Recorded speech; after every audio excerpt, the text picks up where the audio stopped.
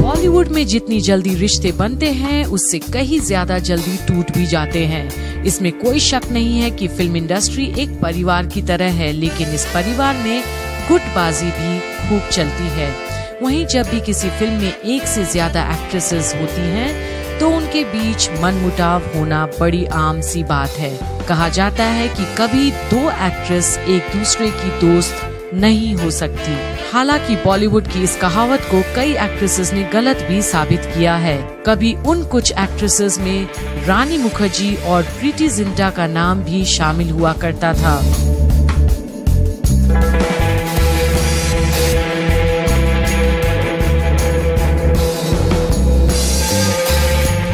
90 और 2000 के दशक की टॉप एक्ट्रेसेस में शामिल प्रीति जिंटा और रानी मुखर्जी ने कई फिल्मों में साथ काम किया और उसी बीच दोनों के बीच गहरी दोस्ती भी हो गई थी।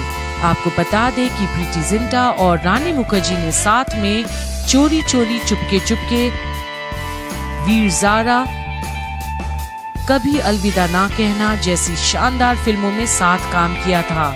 हालांकि प्रीति और रानी की दोस्ती को बहुत जल्दी दुनिया की नजर लग गई।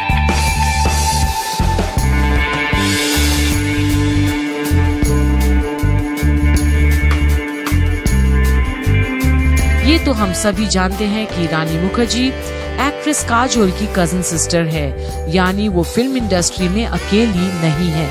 रानी के कजन भाई आयान मुखर्जी आज बॉलीवुड के जाने माने डायरेक्टर हैं। तो वहीं प्रीति जिंटा का बैकग्राउंड फिल्मी नहीं रहा। इसी वजह से प्रीति खुद को इंडस्ट्री से बाहर का मानती थी। साथ ही रानी के साथ गहरी दोस्ती के बाद भी प्रीति को हमेशा लगता था कि रानी उनके कम और ऐश्वर्या राय से ज्यादा करीब है। दरअसल ऐश्वर्या और रानी अपने करियर की शुरुआती दौर में एक दूसरे की बहुत अच्छी दोस्त हुआ करती थी। रानी, प्रीति और ऐश्वर्या दोनों की ही अच्छी दोस्त थी, लेकिन बॉलीवुड में कंपटीशन के चलते तीनों की दोस्ती फीकी पड़ गई और आज ये हसीनाएं एक दूसरे की सिर्फ पूर्व को एक्टर्स ही रह गई हैं।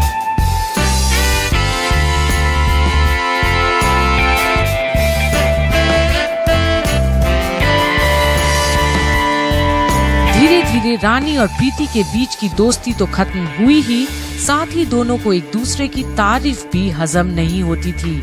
ये तो हम सभी जानते हैं कि प्रीति जिंटा और रानी मुखर्जी दोनों ने ही यश चोपड़ा के साथ कई फिल्मों में काम किया है। वहीं जब एक बार यश चोपड़ा ने प्रीति जिंटा को बेस्ट एक्ट्रेस कह दिया था, तो ये बात रानी को पसंद नहीं आई थी।